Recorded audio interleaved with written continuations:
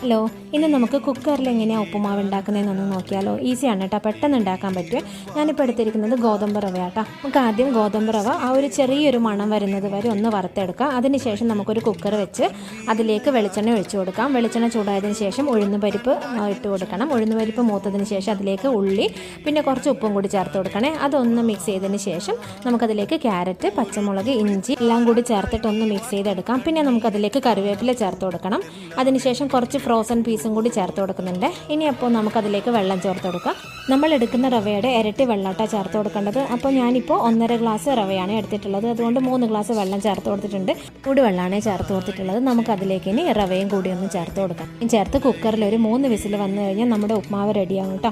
അപ്പോൾ പിന്നെ ഒരു 10 മിനിറ്റ് കഴിഞ്ഞതിന് ശേഷം നമുക്ക് തുറന്ന് നോക്കാം. പിന്നെ അതിലേക്ക് കുറച്ച് തേങ്ങയും കുറച്ച് പഞ്ചസാരയും കൂടി ചേർത്ത് കൊടുക്കുന്നുണ്ട്. പഞ്ചസാര ചേർത്ത് കൊടുക്കുമ്പോൾ കുറച്ചുകൂടി നല്ല ടേസ്റ്റ് വരും കേട്ടോ. അപ്പോൾ നമ്മുടെ ഉപ്മാവ് റെഡി ആയിട്ടുണ്ട്.